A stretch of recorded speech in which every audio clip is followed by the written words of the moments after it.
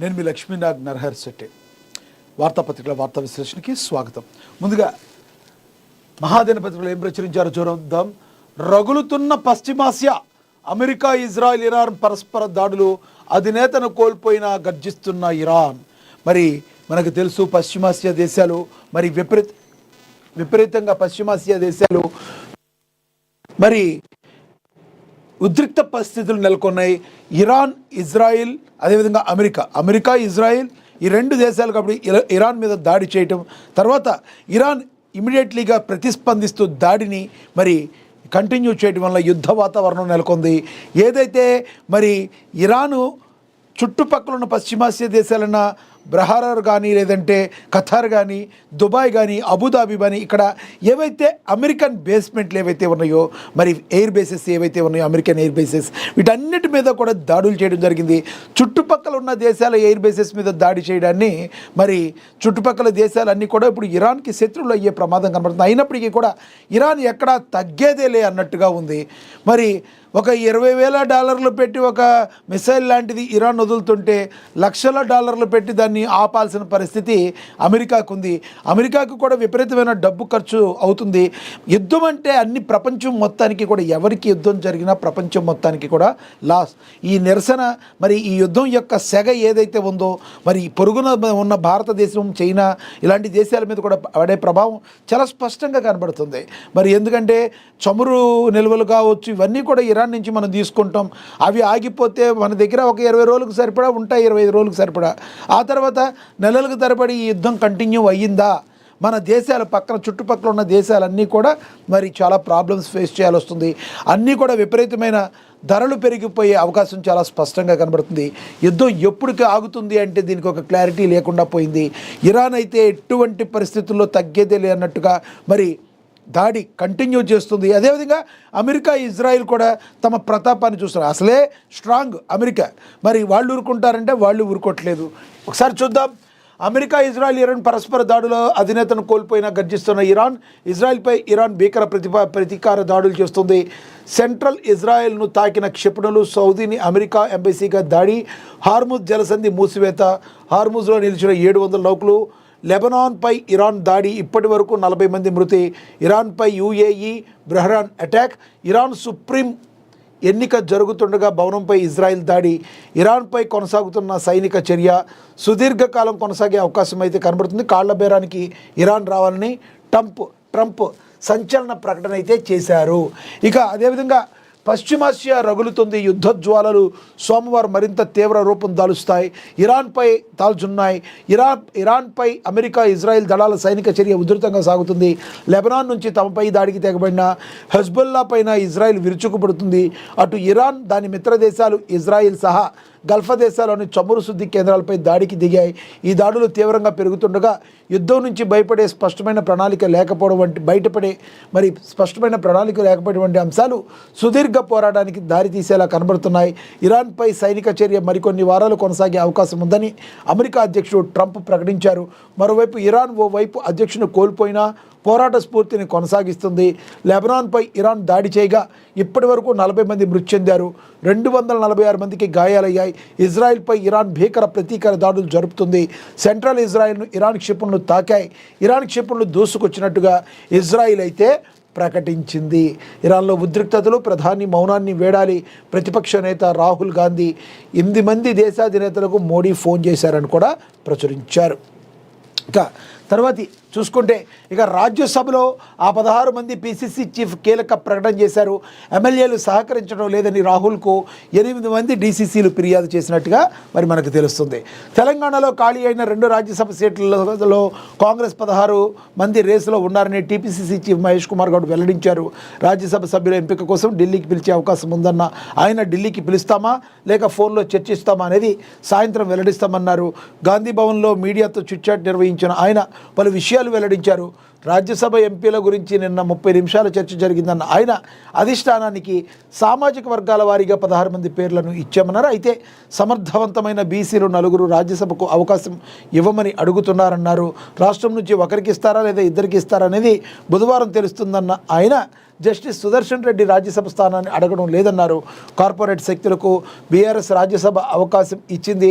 తెలంగాణ కోసం పనిచేసిన వాళ్ళలో ఒక్కరికైనా బీఆర్ఎస్ రాజ్యసభ అవకాశం ఇచ్చిందా అని మహేష్ కుమార్ గౌడ్ ప్రశ్నించడం అయితే జరిగింది. కార్పొరేషన్ పదవులపై కసరత్తు జరుగుతుందని, మార్చి నెలలో కొన్ని కార్పొరేషన్ పదవులు మరి ఉండనున్నాయని విజయ వ్యాఖ్యలపై మంత్రి పొంగులేటి సమాధానం చెప్పారని మహేష్ కుమార్ గౌడ్ అన్నారు. రాజకీయాల కోసమే పినరయి విజయ్ మాట్లాడుతున్నారని ఆరోపించారు. కేరళలో కాంగ్రెస్ పార్టీ ప్రభుత్వాన్ని ఏర్పాటు చేస్తుందని తెలిపారు టీపీసీసీ చీఫ్ మహేష్ కుమార్ గౌడ్. ఇదైతే ఈ 4కు సంబంధించిన రాజ్యసభ స్థానాలకి టోటల్గా 16 మంది పోటీ పడుతున్నారు. వీళ్ళలో మరి ఢిల్లీకి పిలుస్తారా వాళ్ళని, లేదంటే ఫోన్లో చర్చిస్తామనేది సాయంత్రానికి వెల్లడిస్తామని చెప్పినట్టుగా మరి పీసీసీ చెప్పారు. ఎటువంటి పరిస్థితుల్లో కేరళలో కూడా కాంగ్రెస్ ప్రభుత్వం స్థాపన అవుతుందని పీసీసీ చీఫ్ మహేష్ కుమార్ గౌడ్ మరి పునరుద్ఘాటించడం అయితే జరిగింది. ఇసుక మైనింగ్ మాఫియా పట్ల కఠినంగా ఉండండి, లేదంటే ఎస్పీ కలెక్టర్ను సస్పెండ్ చేస్తామన్నారు. నెలల్లో 10 రోజులు కలెక్టర్లు గ్రామాల్లో పర్యటించాలి. మంచి చేస్తే అభినందిస్తాం, మీ పనితీరు బేరీజు వేస్తాం. 99 రోజుల ప్రణాళికపై కలెక్టర్లకు సీఎం రేవంత్ దిశానిర్దేశం చేశారు. హైదరాబాద్ శివారు ప్రాంతాల కలెక్టర్ల తీరుపై గుర్రుగా ఉన్నారు. సీఎం రేవంత్ రెడ్డి ఒకటైతే కలెక్టర్లకైతే ఆదేశాలు అయితే జారీ చేశారు. ఎటువంటి పరిస్థితుల్లో ఇసుక మైనింగ్ మాఫియా పట్ల మరి కఠినంగా ఉండండి, ఉదాసీనంగా ప్రవర్తించవద్దు. మీరు ఉదాసీనంగా ప్రవర్తిస్తే మీ మీద కఠిన చర్యలు తీసుకుంటాం, మిమ్మల్ని అందరినీ కూడా సస్పెండ్ చేస్తామని చెప్పి హెచ్చరికలు జారీ చేశారు. ప్రజలకు కావాల్సిన న్యాయపరంగా రావాల్సిన ఇసుక ఉండాలి, బ్లాక్ మార్కెట్లకు తరలిపోటానికి వీల్లేదు అని చెప్పారు. ఇసుక మైనింగ్ మాఫియా పట్ల కఠిన చర్యలు తీసుకోవాలన్నారు, లేదంటే ఎస్పీ కలెక్టర్ను సస్పెండ్ చేస్తామన్నారు. ఈ ప్రభుత్వం కలెక్టర్ నుంచి కలెక్టర్లను సునిశితంగా గమనిస్తుంది. మంచి పనులు చేస్తే అభినందిస్తాం. వార్షిక పర్ఫార్మెన్స్ ఆధారంగా అందరి పనితీరును తెలుసుకుంటాం. జూన్లో కలెక్టర్ల పనితీరుపై మరోసారి మీటింగ్ నిర్వహిస్తామని ముఖ్యమంత్రి రేవంత్ రెడ్డి వెల్లడించారు. సచివాలయంలో కలెక్టర్ల సదస్సులో ముఖ్యమంత్రి రేవంత్ రెడ్డి పాల్గొన్నారు. ఆషామాషిగా ఐఏఎస్ కాదని ప్రజలకు ఉపయోగపడే పనులు చేసినప్పుడే ఆ ఉద్యోగానికి సార్థకత ఉంటుందన్నారు. క్షేత్రస్థాయిలో సమర్థవంతంగా పనిచేస్తేనే కలెక్టర్లుగా కొనసాగుతారన్నారు. కలెక్టర్లుగా క్షేత్రస్థాయిలో పర్యటించకపోతే మాత్రం ఎటువంటి పరిస్థితుల్లో ఎప్పటికీ మీ ప్రజల సమస్యలు అర్థం కావన్నారు. కనీసం నెలకు 10 రోజులైనా క్షేత్రస్థాయిలో పరిశీలించాలని ఆదేశిస్తున్నారన్నారు. ప్రభుత్వానికి కళ్ళు చెవులు అధికారులేనన్నారు. కలెక్టర్లు ప్రభుత్వానికి ప్రజలకు వారధిగా పనిచేయాలన్నారు. మార్చి 6 నుండి జూన్ 12 వరకు ప్రజాపాలన ప్రగతికి ప్రణాళిక కార్యక్రమంలో ప్రజాప్రతినిధులు భాగస్వాములు చేయాలని, గ్రామాల వారీగా సంక్షేమ పథకాల కోసం ప్రభుత్వం చేసిన ఖర్చు, లబ్ధిదారుల వివరాలను గ్రామ సభలో చదివి వినిపించాలన్నారు. ప్రభుత్వం అందిస్తున్న సంక్షేమ పథకాలు ప్రజల్లోకి తీసుకెళ్లాలని, రాష్ట్రంలోని 26,000 ప్రభుత్వ పాఠశాలలు ఉన్నాయన్నారు. ప్రతి పాఠశాలలో మధ్యాహ్నం భోజనం కోసం ఒక అధికారికి బాధ్యత ఇవ్వాలని, ఆ అధికారి విద్యార్థులతో పాటు పాఠశాలలో భోజనం చేయాల్సిందే అన్నారు. కలెక్టర్లు వారికి ఒకసారి ప్రభుత్వ పాఠశాలలో మధ్యాహ్న భోజనం చేయాలని, ఫుడ్ పాయిజన్ ఘటనలు పునరావృతం కాకుండా చర్యలు తీసుకోవాలని, పాఠశాలల పట్ల నిర్లక్ష్యంగా వ్యవహరిస్తే ప్రభుత్వం సహించదన్నారు. ప్రభుత్వ పాఠశాలలో నాణ్యమైన విద్య, పౌష్టికాహారం అందించాలన్నదే ప్రభుత్వ ఉద్దేశమని తెలిపారు. ఓవరాల్గా మరి ఎటువంటి పరిస్థితుల్లో ఇసుక గురించి మరి కఠినంగా ఉండాలి అని చెప్పి ఎస్పీకేను కలెక్టర్లకి ఆదేశాలు జారీ చేశారు రేవంత్ రెడ్డి. మీరు మాత్రం ఉదాసీనంగా ఉండొద్దని హెచ్చరించారు. ఇక తెలంగాణ జాగృతి చీఫ్ కవిత అరెస్టు. మూసీ నిర్మించే అక్రమ వెంచర్లపై భగ్గు చేతికి స్వల్ప గాయమైంది. కవిత మరి నిన్న రంగారెడ్డి జిల్లాకు సంబంధించి తెలంగాణ జాగృతి అధ్యక్షురాలు కల్వకుంట్ల కవితను పోలీసులు అరెస్టు చేశారు. నార్సింగ్లోని మూసీ వద్ద నిర్మిస్తున్న ఆదిత్య వెంచర్ వద్ద స్థానికులతో కలిసి ఆమె ఆందోళన చేపట్టారు. హైడ్రాకు రియల్ ఎస్టేట్ వ్యాపారుల అక్రమ వెంచర్లు కనిపించడం లేదా అంటూ ఆమె నిలదీశారు. హైడ్రా బుల్డేజర్ను పంపించే వరకు తాము ఆందోళన విరమించేది లేదని హెచ్చరించారు. ఈ క్రమంలో అక్కడికి చేరుకున్న పోలీసులు కవితను అదుపులోకి తీసుకున్నారు. ఆమెను అదుపులోకి తీసుకుని పోలీసు వాహనాల్లో ఎక్కిస్తుండగా తెలంగాణ జాగృతి కార్యకర్తలు అడ్డుకునే ప్రయత్నం చేశారు. దీంతో పోలీసులు కార్యకర్తలకు మధ్య వాగ్వాదం, తోపులాట జరిగింది. కార్యకర్తలు మరి వీ వాంట్ జస్టిస్ అంటూ నినాదాలు చేశారు. అక్రమ వెంచర్లను కూల్చడానికి హైడ్రా రంగనాథ్ రావాలని వారు డిమాండ్ చేశారు. కవితతో పాటు పలువురు జాగృతి కార్యకర్తలను అరెస్ట్ చేసి పోలీసులు నార్సింగ్ పోలీస్ స్టేషన్కు తరలించారు. అరెస్టు చేసే సమయంలో కవిత చేతికి స్వల్పమైన గాయమైనట్టుగా కూడా తెలుస్తుంది. మరి ఏదైతే మూసీ నిర్మించే అక్రమ వెంచర్లపై మరి ఆవిడ ఊరుకోలేదు. ఎటువంటి పరిస్థితుల్లో మీకు చిన్నవారు పేదవాళ్ళు కనబడతారు, పెద్దవారు కబంధాస్తాల్లో ఉన్నాయి కనబడవా అంటూ మరి కవిత నిలదీయడం అయితే జరిగింది. ఆమెను అరెస్ట్ చేసి మరి నార్సింగికి పోలీస్ స్టేషన్కి అయితే తరలించారు. ఇక అదేవిధంగా చూసుకుంటే రగులుతున్న పశ్చిమాసియా రగిలిపోతుంది. యుద్ధజ్వాలలు సోమవారం మరింత తీవ్ర రూపం దాల్చాయి. ఇరాన్పై అమెరికా, ఇజ్రాయెల్ దళాల సైనిక చర్య ఉధృతంగా సాగుతుంది. లెబనాన్ నుంచి తమపైకి దాడికి తెగబడిన హెజ్బుల్లా పైన ఇజ్రాయెల్ విరుచుకుపడుతుంది. ఇటు ఇరాన్ దాని మిత్ర దేశాలు ఇజ్రాయెల్ సహా గల్ఫ్ దేశాల్లో చమురు శుద్ధి కేంద్రాలపై దాడికి దిగాయి. అయ్యే పసిపిల్లలు కూడా మరి దీనిలో మరి చనిపోవడం జరిగింది. ఈ దాడుల్లో బహ్రాయిన్లోని అమెరికా స్థావరాన్ని పేల్చేసింది ఇరాన్. ఇప్పటికే చాలా లేట్, చర్చలు లేవు. ట్రంప్ సంచలనం ప్రకటించారు. మరి ఇరాన్తో సైనిక ఘర్షణ తీవ్ర రూపం దాలుస్తున్న వేళ అమెరికా అధ్యక్షుడు డొనాల్డ్ ట్రంప్ కీలక ప్రకటన చేశారు. అమెరికాతో మళ్లీ చర్చలు ప్రారంభించే విషయంలో ఇరాన్ బాగా ఆలస్యం చేసిందన్నారు. నాయకత్వాన్ని, గగనతల రక్షణ వ్యవస్థను, వాయుసేనను, నౌకాదళాన్ని కోల్పోయాక చర్చల గురించి ఇరాన్ మాట్లాడుతుందని ఆయన మండిపడ్డారు. ఇప్పటికే చాలా ఆలస్యం జరిగిపోయిందని పేర్కొన్నారు. ఈ మేరకు ట్రూత్ సోషల్ వేదికగా ట్రంప్ ఒక పోస్ట్ పెట్టారు. దాడులను తిప్పికొడతాం, ఇరాన్ అధ్యక్షుడు మసూద్ పెజెష్కిన్ తెలియజేశారు. ఇక సౌదీ, బహ్రెయిన్, జోర్డాన్లలో అమెరికా అడ్వైజరీలు సైనిక ఘర్షణ తీవ్ర రూపం దాలుస్తున్న వేళ సౌదీ అరేబియా, బహ్రాన్, జోర్డాన్లో అమెరికా ముఖ్యమైన అడ్వైజరీలను జారీ చేసింది. బహ్రెయిన్ కానీ జోర్డాన్లో అమెరికా సైనిక స్థావరాల్లో ఉన్న నాన్ ఎమర్జెన్సీ విభాగాల సిబ్బంది మరియు వారి కుటుంబాలు వెంటనే స్వదేశానికి వచ్చేయాలని అమెరికా విదేశాంగ శాఖ ఆదేశించింది. వారి భద్రతకు ముప్పు ఉన్నందునే ఈ నిర్ణయాన్ని తీసుకున్నామని తెలిపింది. యావత్ మిడిల్ ఈస్ట్ దేశాల్లో ఉన్న అమెరికన్లు కూడా స్వదేశానికి తిరిగి వచ్చేయాలని అమెరికా విదేశాంగ శాఖ పిలుపునిచ్చింది. అమెరికా ఎంబసీలపైన ఇరాన్ దాడులు చేస్తున్నందున కొంతకాలం పాటు ఎంబసీకి రావద్దని అమెరికా పౌరులకు సౌదీ అరేబియా, అమెరికా ఎంబసీ సూచించింది. ఇంత దారుణమైన పరిస్థితులు ఉన్నాయి. మరి ఎన్ని వారాల పాటు ఇది ఇంకా ముందుకు వెళ్ళే అవకాశం ఉందో మరి మనకైతే తెలవడం లేదు. ఇక 8 మంది దేశాధినేతలకు మోడీ ఫోన్ చేశారు. ప్రధానమంత్రి నరేంద్ర మోడీ 8 మంది దేశాధినేతలకు ఫోన్ చేశారు. గడిచిన 48 గంటల్లో 8 మంది దేశాధినేతలకు ఫోన్ చేసినట్లు ప్రభుత్వ వర్గాలు తెలిపాయి. UAE, Israel, Saudi Arabia, Jordan, Bahrain, Oman, Kuwait, Qatar దేశాధినేతలకు మోడీ ఫోన్ చేశారు. యుద్ధం నేపథ్యంలో ఫోన్లో భారత ప్రధాని మోడీ మాట్లాడి ఆ దేశాల్లో పరిస్థితులను ఆరా తీశారు. అవసరమైన సహకారం అందించేందుకు సిద్ధంగా ఉన్నట్లుగా పేర్కొన్నారు. ఇక పెట్రో ఉత్పత్తుల ఆందోళన అవసరం లేదని కేంద్ర మంత్రి కిషన్ రెడ్డి తెలిపారు. అమెరికా, ఇరాన్ యుద్ధ నేపథ్యంలో అంతర్జాతీయ చమురు సరఫరా భారతదేశంలో పెట్రో ఉత్పత్తులు అందుబాటులో ప్రజలు ఆందోళన చెందాల్సిన అవసరం లేదని కేంద్ర మంత్రి కిషన్ రెడ్డి అన్నారు.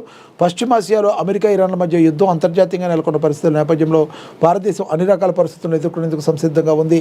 భారతదేశం రిఫైనరీ విషయంలో 4వ స్థానం, ఎగుమతుల విషయంలో 5వ స్థానంలో ఉంది.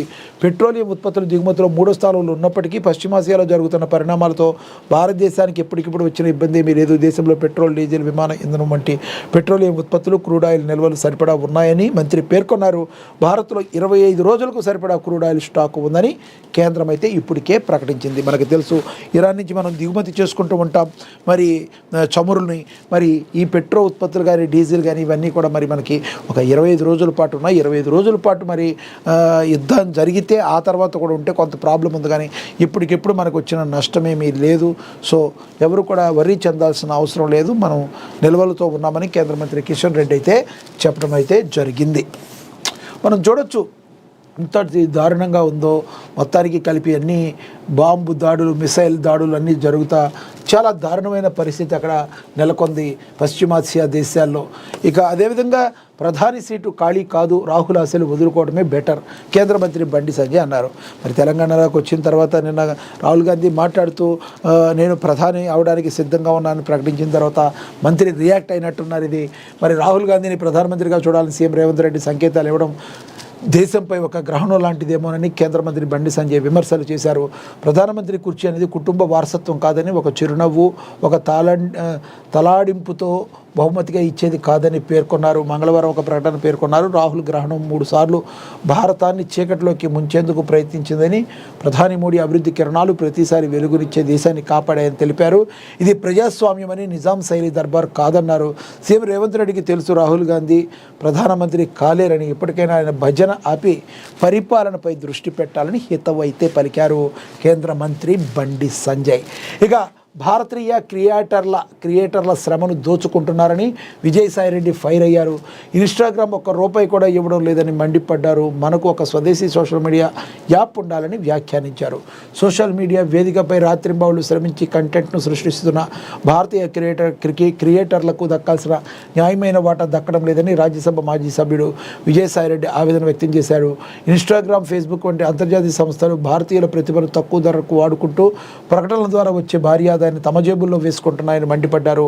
యూట్యూబ్ వంటి సంస్థలు ప్రకటనల ఆదాయంలో 50% క్రియేటర్లకు ఇస్తుండగా ఇన్స్టాగ్రామ్ వంటి ప్లాట్ఫామ్లు క్రియేటర్లకు ₹1 కూడా ఇవ్వకపోవడాన్ని తప్పుబట్టారు. విదేశీ సంస్థలు తమ ధోరణిలో మార్చుకోని పక్షంలో భారతదేశానికి సొంతగా ఒక సోషల్ మీడియా ప్లాట్ఫామ్ ఉండాలని ఆయన ప్రతిపాదించారు.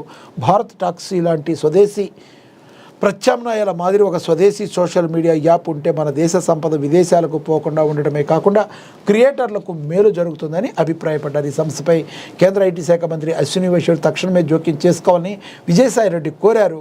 గతంలో అశ్విని వైష్ణవ్ క్రియేటర్ల పక్షాన మాట్లాడిన విషయాన్ని ఆయన గుర్తు చేసుకున్నారు. విజయసాయిరెడ్డి వారి ఆర్థిక హక్కుల కోసం కఠిన చట్టబద్ధమైన నిబంధనలు తీసుకురావాలని విజ్ఞప్తి చేశారు. నిజమే కదా, విజయసాయిరెడ్డి గారు చెప్పిన మాటనే ఇదైతే చాలా మంచి విషయం. మరి ₹1 కూడా ఇన్స్టాగ్రామ్ నుంచి మనకి రాకపోవడం అనేది చాలా దారుణమైన కంటెంట్లు మనవి, మరి అన్నీ మనవి, కాసులు మాత్రం వాడవా అంటే ఎలా? మరి యూట్యూబ్ లాంటి సంస్థలు మనకి 55% మనకి ఇస్తున్నప్పుడు మన దేశ సంపద మరి ఈ రకంగా ఇలాంటి పాశ్చాత్య దేశాల నుంచి వచ్చిన మరి ఇన్స్టాగ్రామ్ లాంటివి లేకపోవడం చాలా దారుణం. స్వదేశంతోనే మనం ఒకటి సోషల్ మీడియాకు సంబంధించి ఏమైనా ఏర్పాటు చేసుకోవాలని చేసిన సూచన ఎంతో అభినందనీయం. ఇక ఇజ్రాయిల్లో దాడులు, ఇరాన్ కొత్త రక్షణ మంత్రి సయ్యద్ మజిద్ అల్ రజే మృతి. పశ్చిమాసియాలో 4వ రోజు కూడా దాడులు, ఉద్రిక్త పరిస్థితులు కొనసాగుతున్నాయి. అమెరికా మద్దతుతో ఇరాన్పై ఇజ్రాయెల్ మిసైళ్లతో విరుచుకుపడుతుంది. తాజా దాడుల్లో ఇరాన్ కొత్త రక్షణ మంత్రి సయ్యద్ మజిద్ అల్ రజే మృతి చెందారు. ది స్పెక్టేటర్ ఇండెక్స్ వెల్లడించింది. 2 రోజుల క్రితమే ఇరాన్ రక్షణ మంత్రి అమీర్ సనీర్జాదే ఇజ్రాయెల్ దాడుల్లో మృతి చెందారు. దీంతో వెంటనే కొత్త రక్షణ మంత్రిగా అల్రేజా బాధ్యతలు చేపట్టారు. అల్రేజా ఇంతకుముందు డిప్యూటీ రక్షణ మంత్రిగా ఉండేవారు. తాజాగా అల్రేజా కూడా తమ దాడుల్లో మరణించినట్లుగా ఇజ్రాయిల్ అయితే ప్రకటించింది. మీరు ఎక్కడికైనా ఉండండి, మీరు రాజు, మీరు ప్రకటించే లోపు, మీరు ఒక రౌండ్ టేబుల్ సమావేశం పెట్టుకునే లోపే మేము మిస్సైల్స్తో దాడి చేస్తామన్నట్టుగా పరిస్థితి ఉంది. ఇజ్రాయిల్ కూడా ఎప్పటికప్పుడు అన్నీ అక్కడి నుంచి పర్యవేక్షిస్తున్నట్టుగా మనకు కనబడుతుంది. ఎవరు మనం ఉండాలి అని ఒక 80 మంది మీటింగ్ పెట్టుకునే టైంలో తీసుకెళ్ళి అక్కడే ఒక బాంబు దాడి చేయడం, 80 మంది మృతి చెందడం ఏ రకంగా చూడాలి? మీరేమనుకుంటున్నారో, ఇది ఎప్పటికీ ఆగారు మీరేమనుకుంటున్నారో కామెంట్ బాక్స్ రూపంలో కామెంట్ అయితే చేయండి. 40 మంది ప్రయాణికులతో హైదరాబాద్ చేరుకున్న విమానం, ఒమెన్ ఎయిర్వేస్ విమానం మంగళవారం హైదరాబాద్ వచ్చింది. మస్కట్ నుంచి శంషాబాద్ విమానం చేరుకోగా ఇందులో 40 మంది సురక్షితంగా వచ్చారు. టికెట్ ధరలు అధికంగా ఉన్నాయని ప్రయాణికులు తెలిపారు. ఒమన్ ఎయిర్వేస్ విమానాలు మాత్రమే నడుస్తున్నాయి. మరి ఏదైనా మొత్తానికి ఇక్కడికైతే వచ్చారు, క్షేమంగా వచ్చారు. దానికి మనందరం కూడా హ్యాపీగా ఫీల్ అవ్వాలి. భారత్ యుద్ధానికి రెడీ అవుతుంది. పాత అధ్యక్షుడు జర్దారి సంచలన ఆరోపణ చేశారు. సింధు జలాల ఒప్పందాన్ని నిలిపేయడం జల ఉగ్రవాదమే అని చెప్పుకొచ్చారు. భారత్ తమపై మరో యుద్ధానికి సన్నాహాలు చేస్తుందని పాకిస్తాన్ అధ్యక్షుడు ఆసిఫ్ అలీ జర్దారి సంచలన ఆరోపణ చేశారు. సరిహద్దుల్లో భారత సైనిక కదలికలు భారీగా పెరిగాయని, ఈ పరిణామాలు ప్రాంతీయ శాంతి తీవ్ర విఘాతాన్ని కలిగిస్తాయని ఆందోళన వ్యక్తం చేశారు. అసలు పాకిస్తాన్కి ఇప్పుడు అనకూడదు కానీ సుస్సు పడుతూ ఉంటుంది, ఓపెన్గా నేను మాట్లాడకూడదు కానీ. ఎందుకంటే ఒక పక్కన అమెరికా పాకిస్తాన్ని పెంచి పోషించింది.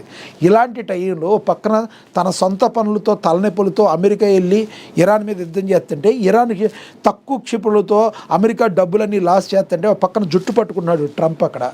ఇదే సమయంలో అదునుగా చూసుకన భారత్ గన నిజంగానే గన పీఓకేని కనుక తెచ్చుకోగలిగితే ఎంతకంటే మంచి సమయం ఉంటుందా? నాకైతే తెలియదు, కానీ నా వ్యక్తిగత అభిప్రాయం నేనైతే చెప్తున్నాను, భయంతో చచ్చిపోయేటట్టుంది పాకిస్తాన్. ఎందుకంటే వీడు ఖతార్ వెళ్ళి, అబుదాబి వెళ్ళి, వాళ్ళ దగ్గరికి వెళ్ళి, వీళ్ళ దగ్గరికి వెళ్ళి డబ్బులు అడుక్కుని తెచ్చుకున్నాడు. ఎవరు? పాకిస్తాను ప్రధాని. వీళ్ళందరూ వెళ్ళి డబ్బులు అడుక్కుని తెచ్చుకున్నారు. ఇప్పుడు ఏమంటారు? మీరు వెళ్ళి మా దగ్గర డబ్బులు తీసుకెళ్లారు, అవసరమైన టైంలో మాకు తోడుగా ఉంటున్నారు, రండిరా బాబు అని చెప్పి ఎవరైతే మరి ఇరాన్కి మరి ఈ చుట్టుపక్కల పశ్చిమాసియా దేశాలు ఎవరి దగ్గరికి అయితే పాకిస్తాన్తో కొన్ని సంబంధాలు ఉన్నాయో వాళ్ళందరూ మాకు హెల్ప్ చేయండి ఇప్పుడు పాకిస్తాన్ని అని ఒక పక్కన అటు అడుగుతున్నారు. ఇటు పక్కన మరోవైపు చూస్తుంటే ఇండియానేమో కొన్ని విన్యాసాలు చేస్తూ ఉండడంతో భయాందోళనలతో చచ్చిపోయేటట్టుంది పాకిస్తాన్. ఏది ఏమైనప్పటికీ ఇలాంటి సరైన సమయంలో కన భారత్ కన తీసి పీఓకేని కన దగ్గరికి తెచ్చుకోగలిగితే మాత్రం అది వేరుగా ఉంటుంది. ఇది నా వ్యక్తిగత అభిప్రాయం. కానీ శాంతి భద్రతల దృష్ట్యా ఇది కరెక్ట్ కాదని చెప్తున్న సమయంలో మరి ఎటువంటి స్టెప్స్ ఏం తీసుకుంటుంది? ఇలాంటి రెచ్చగొట్టే ధోరణిలో మాట్లాడితే మాత్రం మరి అదే నిజమయ్యే అవకాశం అయితే స్పష్టంగా కనబడుతుంది. మీరేమంటారో కామెంట్ బాక్స్ రూపంలో కామెంట్ అయితే చేయండి. ఇక ఈ పరిణామాలు ప్రాంతీయ శాంతికి తీవ్ర విఘాతం కలిగిస్తాయని ఆందోళన వ్యక్తం చేశాడు. పార్లమెంటు ఉభయ సభల సంయుక్త సమావేశాల జర్దారి ప్రసంగించారు. సింధు నదీ జలాల ఒప్పందం నుంచి భారత ఏకపక్షంగా వైదొలగడాన్ని జర్దారి తీవ్రంగా తప్పుపట్టారు. దీన్ని ఆయన జల ఉగ్రవాదంగా అభివర్ణించారు. జల ఉగ్రవాదం. ఓకే, భారత్ నీటిని ఒక ఆయుధంగా మార్చి పాకిస్తాన్ వ్యవసాయ రంగాన్ని దెబ్బతీయాలని చూస్తుంది. ఇది అంతర్జాతీయ చట్టాలను ఉల్లంఘించడమేనని, అసలు చట్టాలను ఉల్లంఘించడం అనేది మీకంటే ఎక్కువ ఎవరికన్నా తెలుసా? పాకిస్తాన్ మీకు దండంరా బాబు, మీరు ఏం మాట్లాడతారో మీకేంటో అలా చట్టాలను ఉల్లంఘించడం, అంతర్జాతీయ చట్టాల గురించి మీరు మాట్లాడుతున్నారు. ఇక కాశ్మీర్ సమస్యకు పరిష్కారం లభించినంత వరకు దక్షిణాసియాలో శాంతి ఒక కళ్ళగానే మిగిలిపోతుందని జర్దారి పునరుద్ఘాటించారు. అదే మేము కూడా అనుకునేది. అసలు ఆ కాశ్మీర్ పీఓకి ఏదైతే ఉందో మొత్తం సొంతం చేసుకుని భారత భూభాగంలో కలిపేసుకుంటే మాత్రమే మీరు నార్మల్గా ఉంటారు. లేకపోతే ఇది అయ్యే పని కాదు. నువ్వు చెప్పింది కూడా నిజమే. యుద్ధక్షేత్రం నుంచి వైదొలిగి చర్చలది పైకి భారత్ విజ్ఞప్తి చేశారు. ఇదే యుద్ధక్షేత్రం నుంచి వైదొలిగి చర్చల వేదికలపైకి రావాలని భారత్కు ఆయన విజ్ఞప్తి చేశారు. ఇదే సమయంలో ఆఫ్ఘనిస్తాన్లోని తాలిబాన్ ప్రభుత్వానికి కూడా జర్దారి హెచ్చరికలు జారీ చేశారు. పాక్పై దాడులకు పాల్పడుతున్న ఉగ్రవాద సంస్థలను అణిచివేయాలని, లేకపోతే కఠిన చర్యలు తప్పువని స్పష్టం చేశారు. మరి ఏం చేస్తారు? బెదిరింపులు. ఇప్పటికే సరిహద్దుల్లో గజబ్ లిక్ హక్ పేరుతో సైనిక ఆపరేషన్ కొనసాగుతున్న విషయాన్ని గుర్తు చేశారు. అయితే పాకిస్తాన్ ఆరోపణలు భారత్ మొదటి నుంచి ఖండిస్తూ వస్తుంది. సీమాంతర ఉగ్రవాదం అనే వరకు ఎలాంటి చర్చలకు ఆస్కారం లేదని న్యూఢిల్లీ, సీమాంతర ఉగ్రవాదం ఆగే వరకు కూడా ఎలాంటి చర్చలకి ఆస్కారం లేదని న్యూఢిల్లీ తేల్చి చెప్పింది. అబ్బాయి మీరు చర్చలని ఇంకోటి ఇవన్నీ కాదు, ఉగ్రవాదుల్ని మీరు పెంచి పోషించి సీమాంతర ఉగ్రవాదాన్ని ఆపి మీరు దౌర్భాగ్య పరిస్థితులను ఆపే వరకు చర్చలు అనే మాటలు లేవు, మాట్లాడుకోవటాలు లేవు అని చెప్పి తేల్చి చెప్పింది న్యూఢిల్లీ. మరి అలాగే గతేడాది పహల్గామ్లో జరిగిన ఉగ్రదాడికి తర్వాత భారత్ తన వైఖరిని మరింత కఠినతరం చేసింది. ఉగ్రవాదాన్ని అరికట్టే వ్యూహాత్మక ఒత్తిడిలో భాగంగా సింధు జలాల ఒప్పందంపై భారత నిర్ణయం తీసుకుందని విశ్లేషకులు భావిస్తున్నారు. ఇది చాలా మంచి పని. పాక్ని మరి ఏదో ఒక రకంగా దారికి తీసుకురాకపోతే ఇది చాలా కష్టంగా ఉంటుంది. ఇక తదుపరి చూస్తే పారిశుద్ధ్య కార్మికులతో మేయర్ దంపతులు హోలీ సంబరాలు నల్గొండ జిల్లాలో. అదేవిధంగా సత్తుపల్లిలో మహాత్మా గాంధీ జాతీయ గ్రామీణ ఉపాధి హామీ చట్టాన్ని కొనసాగించాలని, విబిజీ రామ్జీ బిల్లును రద్దు చేయాలని వ్యవసాయ కార్మిక సంఘం సత్తుపల్లి డివిజన్ కార్యదర్శి జార్జరి శ్రీనివాస్ డిమాండ్ చేసినట్టుగా కూడా మనకి ప్రచురించారు. ఇక మణుగూరులో హోలీ సందడి తెలుసు కదా, నిన్న హోలీ పండుగ అయింది. రాష్ట్ర వ్యాప్తంగా కూడా హోలీ పండుగ సంబరాలు అమరాన్ని అంటాయి. ఐక్యతకు ప్రతీకగా రంగుల పండుగ వేడుకలు మణుగూరులో జరుపుకున్నారు. అదేవిధంగా గోదావరిలో స్నానానికి వెళ్ళి నదిలో 2 గల్లంతయ్యారు. హోలీ సందర్భంగా మణుగూరులో పెను విషాదమే మరి జరిగిందని కూడా మరి ప్రచురించారు. ఇక మీ జేబుల్లో స్మార్ట్ ఫోన్ ఓ సైలెంట్ కిల్లరా. మరి call forwarding scam, digital arrest, అలాగే యాప్ పర్మిషన్ మరియు క్యూఆర్ కోడ్స్ మరి వెరిఫై చేసుకోండి. AEPS biometric cloning, WhatsApp to step verification అని చెప్పి మీ చేతిలో ఉన్న మొబైల్ మీకు నిజంగా మీకు లాభం చేకూరుస్తుందా, మిమ్మల్ని నష్టం చేకూరుస్తుందా, మీ వ్యక్తిగత సమాచారాన్ని మొత్తాన్ని కూడా ఇంకొకరు చదువుతున్నారా అన్న ఆర్టికల్గా కూడా రాయడం జరిగింది పొద్దువాక భీమారావు అంట. ఇక అదేవిధంగా మరి మావోయిజం ఆయుధ రహిత పోరాటాల్లో విలీనం కానుందా అని చెప్పి మరి దీని మీద కూడా ఒక ఆర్టికల్ రాశారు. రచనలకు ఆహ్వానం. ప్రతిరోజు పరిచితమయ్యే ఎడిట్ పేజీకి దేశ రాష్ట్ర రాజకీయాలు, అంతర్జాతీయ పరిణామాలు, ప్రభుత్వాల తీరుతెన్నులు, వివిధ రంగాలపై విశ్లేషణలు, వ్యాసాలు, తాజా అంశాలపై అభిప్రాయాలు పంపండి. మీ రచనలు పంపాల్సిన చిరునామా mahapatrika@gmail.com, వాట్సాప్ నెంబర్ 7436939999. ఈ నెంబర్కి మీరు పంపవచ్చు. ఇక మావోయిస్టు ఉద్యమ భావోద్వేగంతో కూడిన సైద్ధాంతిక మార్పు చెందినట్టుగా కనబడుతుంది. 1967లో పశ్చిమ బెంగాల్ డార్జిలింగ్ జిల్లా నక్సర్జీ గ్రామంలో చార్ మొహంజుదార్ కాను సన్యాల్ జంగల్ సంతాల్ నేతృత్వంలో భూస్వాముల దోపిడీకి వ్యతిరేకంగా గిరిజనులు రైతుల హక్కుల కోసం ఓ సాయుధ పోరాటంగా ఆవిర్భించిన నక్సల్బర్లీ ఉద్యమం మొదట ఛత్తీస్గఢ్, ఆంధ్రప్రదేశ్ రాష్ట్రాల్లో రెడ్ కారిడార్గా మారి ఆపై 20,000 మంది పిఎల్జిఐ సైన్యంతో 16 రాష్ట్రాల్లో తన కార్యకలాపాలను విస్తృతపరిచింది.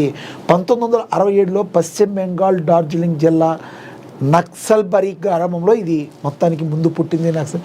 ఆ తర్వాత 16 రాష్ట్రాల్లో తన కార్యకలాపాలు విస్తరించింది. మావోయిజం ప్రధాన అజెండా చైనా కమ్యూనిస్టు నాయకుడైన మావో జడాంగ్ సిద్ధాంతాల ప్రేరణతో ప్రభుత్వ వ్యవస్థను కూలదోసి భూసంస్కరణలు అమలు చేయడమే లక్ష్యంగా ఆ ప్రధాన అజెండాగా అమలు కోసం ఉద్యమ పందాన్ని నేర్చుకుంది.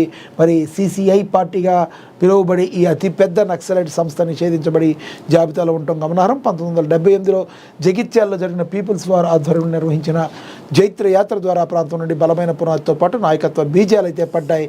ఇక భౌగోళిక కారణాలు కావచ్చు, ఏదైనా ఆపరేషన్ కగార్ పేరిట ప్రస్తుతం అయితే నక్సలిజం మావోయిజాన్ని అంతరించాలి ఎటువంటి పరిస్థితుల్లో అని చెప్పి కంకణం కట్టుకుంది. మరి చూడాలి ఎంతవరకు నక్సలైజం మొత్తాన్ని అంతమైపోయిన తర్వాత వాళ్ళు ఏ మేరకు ముందుకు వెళ్తారని ప్రభుత్వాలు అయితే కఠినంగా ఉన్నాయి. దీనిపైన ప్రధానమైన కారణం ప్రజల్లో కూడా ప్రభుత్వం మీద నమ్మకాలు కలగడం. ప్రభుత్వాలు ఒకప్పట్లాగా కాకుండా ప్రభుత్వం ప్రజల కోసం పనిచేయడం, ప్రజల్లో నమ్మకం కలగడం, మావోయిజం మరి రూపు మాపటానికి, మావోయిస్టుల వైపు ప్రజలు వెళ్ళపోవడానికి ఇది ఒక కారణంగా కూడా మనం భావించవచ్చు.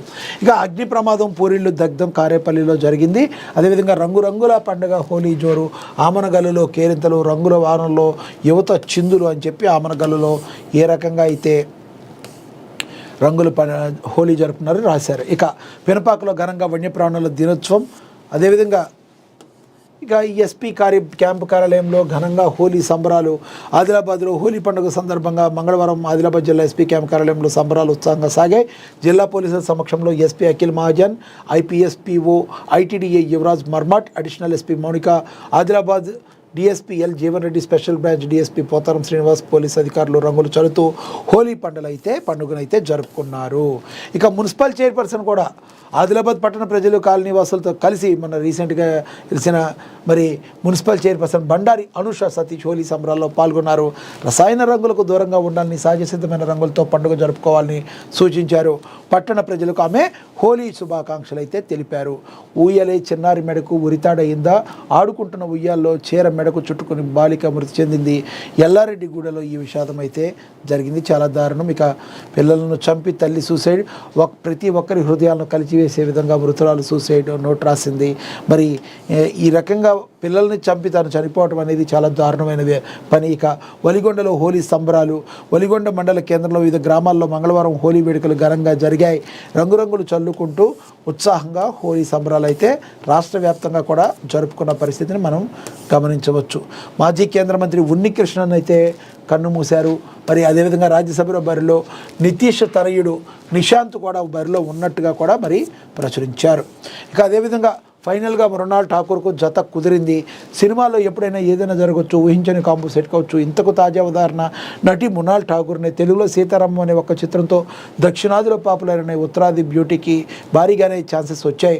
ఆ తర్వాత కొన్ని తెలుగు చిత్రాలు నటించినప్పటికీ హాయ్ నాన్న చిత్రం మినహా ఏది ఆశించిన స్థాయిలో విజయాలు అందుకోలేదు. దీంతో అవకాశాలు ముఖం చాటేశాయని చెప్పాలి. ప్రస్తుతం యమడు తెలుగులో నటించిన డెకాయిడ్ చిత్రం షూటింగ్ను పూర్తి చేసుకుని త్వరలో తెరపైకి రావడం సిద్ధమవుతుంది. ఇకపోతే అట్లీ దర్శకత్వంలో అల్లు అర్జున్ హీరోయిన్గా నటిస్తున్న పాన్ ఇండియా చిత్రంలో ఒక నాయకిగా ఈ బ్యూటీ నటిస్తున్నది మరి అని చెప్పి కూడా ప్రచురించారు మృణాలి ఠాకూర్ గురించి. అదేవిధంగా భాగ్యశ్రీ బోర్సే స్పీడ్కు బ్రేకులు. చేతిలో ఒకే ఒక్క సినిమా భాగ్యశ్రీ బోర్సే ఇప్పుడు కుర్రాళ్ల కొత్త నేషనల్ క్రష్. గతేడాది మాస్ మహారాజా రవితేజ సరసన మిస్టర్ బచ్చన్ సినిమాతో తెలుగు చెరకు పరిచయం అయింది. భారీ అంచనాల మధ్య విడుదలైన ఈ మూవీ డిజాస్టర్ అయింది. కానీ అందరి దృష్టిని ఆకర్షించింది. యమడు తొలి చిత్రంగానే గ్లామర్ షోతో పాటు అభినయం కట్టేసింది ఈ వయ్యారి. కానీ ఫస్ట్ మూవీ డిజాస్టర్ కావడంతో ఆమెకు పెద్దగా హెల్ప్ కాలేదు. అయితే తెలుగులో నెమ్మదిగా ఆఫర్స్ మాత్రం అందుకుంటుంది. మిస్టర్ బచ్చన్ తర్వాత యమడు నటించిన కింగ్డమ్ సినిమా విడుదలైంది. ఈ సినిమా కూడా ప్రేక్షకులను ఆకట్టుకోలేకపోయింది. ఆ తర్వాత రామ్తో కలిసి ఓ సినిమా, దుల్కర్లో ఓ సినిమా చేసింది. ఆంధ్ర కింగ్ తాలూకా దుల్కర్ కాంత సినిమాలో కూడా ప్రేక్షకులు మెప్పించలేకపోయింది. దాంతో ఈ బ్యూటీకి ఆఫర్స్ తగ్గుతూ వస్తున్నాయి. ప్రస్తుతం అఖిల్ నటిస్తున్న లెనిన్ అనే సినిమా నటిస్తుంది. సినిమా తప్ప ఇప్పుడు ఈమె చేతిలో సినిమాలు అయితే ప్రజెంట్ అయితే ఏమీ లేవు. ఇక ఓవరాల్గా చూసుకుంటే మహాదినపత్రికలో అయితే చూసాము. ఇక ఆంధ్రజ్యోతిలో చూద్దాం. ఏపీలో సంబంధించిన ఏపీ గురించి ఏం ప్రచురించారో. ఇక ప్రజలకు వన్యప్రాణులకు హనుమాన్ రక్ష. ప్రజల రక్షణ, వన్యప్రాణాల సంరక్షణే లక్ష్యమని చెప్పి పవన్ కళ్యాణ్ తెలిపారు. అటవీ శాఖ సిబ్బంది ఉపయోగించే తుపాకీని గురిపెట్టిన డిప్యూటీ సీఎం పవన్ కళ్యాణ్ భూమిపై మనిషితో పాటు జంతువులకు స్థానం, వాటితో కలిసి జీవిద్దాం, కలివిడిగా బతుకుదాం, మానవ వన్యప్రాణుల సంఘర్షణ నివారణకు చర్యలు, జంతువులతో పాటు పంటలు, ప్రజల ప్రాణాలు, ఆస్తులను సంరక్షించడమే ప్రధాన కర్తవ్యమని పవన్ కళ్యాణ్ తెలిపారు. ఇక ఈ భూమిపై మనుషులతో పాటు జంతువులకు స్థానం ఉందని మనం నమ్మే వసుదైక కుటుంబ సిద్ధాంతాన్ని హనుమాన్ ఫౌండేషన్ మరింత బలంగా ముందుకు తీసుకెళ్తుంది. రాష్ట్రంలో మానవ వన్యప్రాణి సహా జీవనానికి మార్గదర్శకంగా హనుమాన్ ప్రాజెక్ట్ నిలుస్తుందని డిప్యూటీ సీఎం అటవీ పర్యావరణ శాఖ మంత్రి పవన్ కళ్యాణ్ అయితే పేర్కొనడం అయితే జరిగింది. ఇక అదేవిధంగా కస్సుబుస్సు కార్తికేయ తీరు మార్చుకొని సీఎం కార్యదర్శి మిశ్రా ఈసారి కృష్ణా కలెక్టర్ ఎస్పీలపైనే చిందులని కూడా ప్రచురించారు. ఇక అన్ని గ్రామాలకు జల్ జీవన్తో రక్షిత నీరు విస్తృతంగా మ్యాజిక్ డ్రైన్ల నిర్మాణం, సీఎం డిప్యూటీ సీఎం భేటీలో కీలక చర్చలు, గ్రామీణాభివృద్ధిపై పనులపై ప్రధాన దృష్టి, తాజా రాజకీయ పరిణామాలపైన కూడా వీరు చర్చించారు. గ్రామీణ అభివృద్ధిపైన ప్రధానంగా చర్చించినట్టుగా మరి సొబగులు ఉన్నాయి. మరి ముఖ్యమంత్రి చంద్రబాబుతో డిప్యూటీ సీఎం పవన్ కళ్యాణ్ సమావేశమయ్యారు. మంగళవారం ఉదయం 11:30 ఉండవల్లిలోని సీఎం నివాసానికి వెళ్లిన జనసేనాని సుమారు 2 గంటల పాటు చర్చలు జరిపారు. ప్రధానంగా గ్రామీణ ప్రాంతాల్లో చేపట్టాల్సిన వివిధ అభివృద్ధి కార్యక్రమాలపైన చర్చ జరిగింది. మరి ఈ సమాచారం జల్ జీవన్ మిషన్, రాష్ట్ర వ్యాప్తంగా మ్యాజిక్ డ్రైన్లు, గ్రామీణ రోడ్ల నిర్వహణ వంటి అంశాలపై చర్చ జరిపినట్టుగా మరి ప్రచురించడం అయితే జరిగింది. ఇంకా అదేవిధంగా 108 ఓ మినీ ఆసుపత్రి రూపురేఖలు మార్చేసిన కూటమి ప్రభుత్వం. అంబులెన్స్లో కొత్తగా టెలిమెడిసిన్ విధానం మార్గమధ్యంలోనే బాధితులకు ప్రాథమిక చికిత్స 2.5 లక్షల మందికి ఆసుపత్రికి చేరకుండానే నయం టెక్నాలజీ ద్వారా 20% మరణాల నివారణ, బాధితులకు పకడ్బందీగా గోల్డెన్ అవర్ అమలు, ఎమర్జెన్సీ రోగుల పాలిట సంజీవనిగా అంబులెన్స్లు ఉన్నాయని చెప్పి మరి ఇది ఒక అద్భుతంగా మనం చెప్పాలి. ఎందుకంటే అంబులెన్స్ మరి ట్రాఫిక్ సమస్యలు కొన్ని ఉంటాయి. వీటన్నిటికీ ట్రాఫిక్ సమస్యలను దాటుకుని హాస్పిటల్ వరకు చేరేలోపు మరి పేషెంట్కి ఏదైనా కావచ్చు లేకుండా మరి అక్కడ కూడా అంబులెన్స్లో కూడా చికిత్స అందించే విధానాన్ని తీసుకురావటం నిజంగా అప్రిషియేట్ చేయాలి. మరి అదేవిధంగా మద్యంలో డిజిటల్ చెల్లింపులు 30 నుండి 60% పెంపే లక్ష్యం, ఎక్సైజ్ శాఖ ప్రత్యేక పాలసీ, షాపుల్లో బార్ల అమలు తప్పనిసరి, ఎక్సైజ్ డేటాబేస్కు చెల్లింపు డేటా సీసాలు స్కానింగ్ చేసి అమ్మాల్సిందే, మంత్రివర్గం ఆమోదంతో అమలు, పారదర్శకతకు పెద్దపేటే లక్ష్యం అని చెప్పి మరి దీని గురించి కూడా రాశారు. ఇక స్త్రీ శక్తి పెరుగుతున్న ఆదరణ, మహిళా ప్రయాణికుల సంఖ్య 63%, 92% ఆక్యుపెన్సీతో ఆర్టీసీకి భారీ ఆదాయం అని కూడా ప్రచురించారు. ఇక గ్రామాల్లో ప్రత్యేక పాలన దాని గురించి కూడా, అదేవిధంగా అంగన్వాడీలను అదుపులోకి తీసుకుంటున్న పోలీసులు, అర్ధరాత్రి అంగన్వాడీలు అరెస్ట్ అయ్యారు, బస్సులో స్టేషన్కు తరలించారు. యూనియన్ల ఆగ్రహం. మరి సమస్యల పరిష్కారం కోరుతూ ధర్నా చేస్తున్న అంగన్వాడీ కార్యకర్తలను పోలీసులు అర్ధరాత్రి అరెస్ట్ చేశారు. వేతనాలను పెంచాలని డిమాండ్ చేస్తూ అంగన్వాడీలు సోమవారం చలో విజయవాడకు పిలుపునిచ్చిన సందర్భంగా ఇది జరిగిందని కూడా ప్రచురించారు. ఇక మూతపడిన శ్రీవారి ఆలయం, తెల్లవారుజామున శ్రీశైలంలో ఆలయాల ద్వారాలు మూసివేస్తున్న అధికారులు, అర్చకులు. మరి మనకు తెలుసు నిన్న చంద్రగ్రహణం కారణంగా మరి తెలుగు రాష్ట్రాలను కాకుండా భారతదేశ వ్యాప్తంగా ఉన్న అన్ని ఆలయాలు కూడా మూసుకోబడ్డాయి. ఆ తర్వాత సంప్రోక్షణ అనంతరం, అభిషేకాల అనంతరం భక్తుల దర్శనార్థం ఇవన్నీ కూడా మళ్ళీ తెరుచుకోబడ్డాయి. ఇక విశాఖలో ప్రైవేటు బస్సు దగ్ధమైంది. టైరు పేలి కొద్ది క్షణాల్లోనే చెలరేగాయ మంటలు. ప్రయాణికులు లేకపోవడంతో పెను ప్రమాదమే తప్పింది అని కూడా మరి ప్రచురించారు. నిజంగానే మరి పెను ప్రమాదమే తప్పింది. న్యాయస్థానాలను ప్రశ్నించకూడదా అని చెప్పి కృష్ణారావు ఇండియా గేట్ ద్వారా తను మరి చెప్పుకొచ్చారు. ఇక జగన్ అరాచకమే కూటమికి రక్ష అంటూ చెప్పుకొచ్చారు. చంద్రబాబు నాయుడు మాట్లాడారని కూడా ఒక ఆర్టికల్ రాశారు. ఓవరాల్గా 2 తెలుగు రాష్ట్రాలు ఏవైతే ఉన్నాయో ఇంపార్టెంట్ న్యూస్ని వాటిని విశ్లేషించే ప్రయత్నం అయితే చేశాము. ఎప్పుడు కూడా ప్రజలకి, ప్రభుత్వానికి వారధిగా ఉంటూ నిష్పక్షపాతంగా వార్తలను ప్రచురించే ఏకైక పత్రిక మహాదిన పత్రిక. డౌన్లోడ్ చేసుకోండి. ఇది వాటి వార్తా విశ్లేషణ. నమస్తే.